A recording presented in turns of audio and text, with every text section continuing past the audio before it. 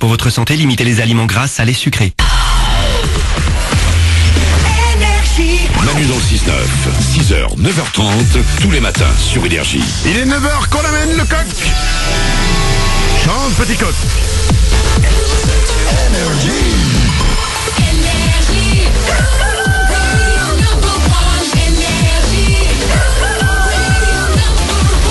Vous êtes peut-être en train d'arriver au boulot, vous êtes peut-être déjà au boulot, et peut-être que votre patron est totalement taré. Eh ben, vous nous intéressez. 0870 42 48, venez nous raconter votre histoire de patron chelou. Est-ce qu'un jour votre patron vous a demandé un truc incroyable, il a fait quelque chose d'incroyable, de totalement aberrant? Eh ben, vous nous intéressez, vous nous appelez, j'ai une liste d'histoires de patrons totalement chelous. Ce sera juste après les infos, on va écouter Julien Laï et Bambi, il y aura aussi Bad Wolves. La reprise des Cranberries Zombies. Ça arrive, mais avant ça, wow, place aux infos.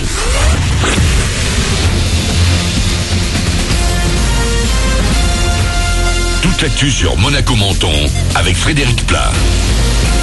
Bonjour, de belles éclaircies pour commencer la semaine sur Monaco et la Côte d'Azur. Comprenez par là qu'on va avoir de belles périodes ensoleillées, mais aussi parfois des passages nuageux. Ce sera d'ailleurs un petit peu le programme de la semaine, avant une plus nette dégradation vendredi.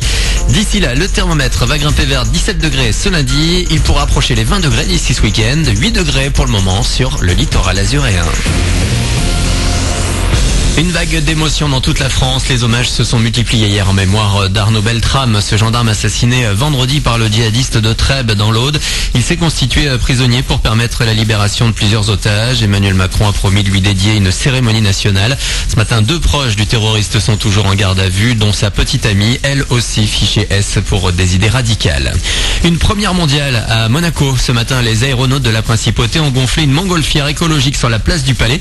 Tout s'est bien passé et il n'en reste plus qu'à fixer une date de décollage courant avril a priori pour un vol de 5 heures.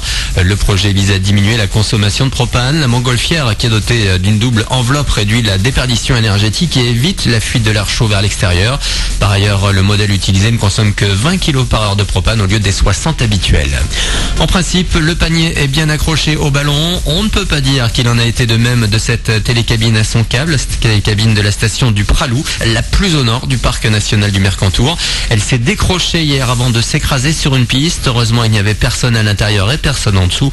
72 passagers situés dans les autres cabines ont dû être évacués en hélicoptère. Le compteur s'est affolé ce week-end. Mission accomplie pour le SIDAction qui a récolté près de 4,5 millions d'euros. Un bilan en progression par rapport à l'an dernier. Autant d'argent qui va servir à la prévention et à la recherche contre le VIH. Vous pouvez donner toute l'année sur sidaction.org. Pas de baignade aujourd'hui à Roquebrune-Cap-Martin. A priori, on ne se bouscule pas en ce moment dans une mer à 14-15 degrés. Mais pour les plus réchauffés, il est donc interdit jusqu'à mercredi de piquer une tête aux plages Barma, Golfe Bleu et Buse. Suite à des travaux, des eaux usées risquent de se déverser en mer dans ces secteurs. Les analyses seront effectuées avant le rétablissement de l'accès aux plages. Il ne sera pas au Masters de tennis de Monte-Carlo. Le Suisse qui s'est incliné samedi à Indian Wells va perdre aujourd'hui son trône de numéro 1 mondial au profit de Nadal. Je parle de Roger Federer. Il vient d'annoncer que, comme l'an dernier, il faisait une croix sur les tournois de terre battue.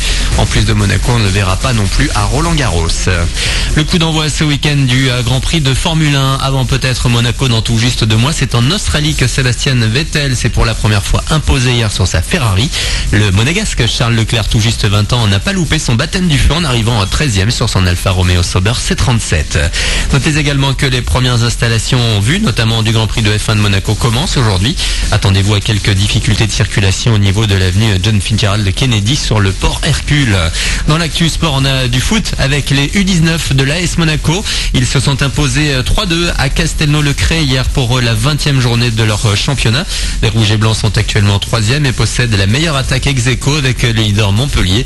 Prochain rendez-vous en Auvergne, ce sera à Montferrand le 8 avril. D'ici là, leurs aînés se préparent cette semaine à la finale de la Coupe de la Ligue à Bordeaux.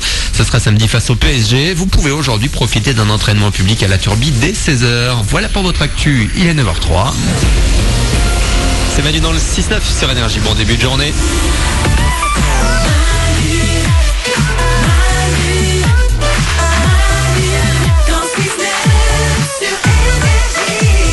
Il est 9h. 19h03, comme chaque matin, on est là avec vous pour démarrer cette journée. C'est lundi, on est le 26 mars. Tous les moments du matin sont là. Et alors Yes, salut. Nico Web est là aussi. Bonjour. Il y a Glandu. Et coucou. Et pendant l'absence de Paulette, on fait venir des copines, on fait venir des femmes. Et ce matin, c'est la maman de Laure qui est avec nous. Ouais, je suis trop contente. Rin Rin.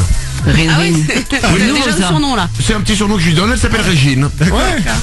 Quand on s'appelle Régine, c'est compliqué d'avoir un surnom, non? C'est quoi le diminutif de Régine? C'est plus long. Réginou, Réginette. Gina. Gina. Ouais, ou Gigine. Non, Gina, c'est plus mignon. Ah d'accord, ça fait un peu alcool quoi, gin quoi. C'est chelou. Appelle la vodka directement. Jayana et Bambi arrivent pour vous. Il y aura aussi Bad Wolves, la reprise des Cranberries. J'adore ce titre. Ça arrive pour vous. Et dans 5 minutes, juste après Jayana et Bambi, ce sont les infos de Glandu, l'homme qui donne des réponses aux questions que personne se pose. Avant ça, nous allons parler patron chelou. Vous êtes peut-être déjà arrivé au boulot. Écoutez bien, j'ai trouvé sur internet une liste de témoignages de gens qui ont déjà eu un patron chelou. Yes. Mon patron m'a demandé d'aller lui chercher un café. Il a enlevé sa chaussure, il a fouillé dans le fond de sa chaussette et il m'a donné 50 centimes. Oh, merde. Oh, horrible. Il met ses économies dans sa chaussette. Bizarre.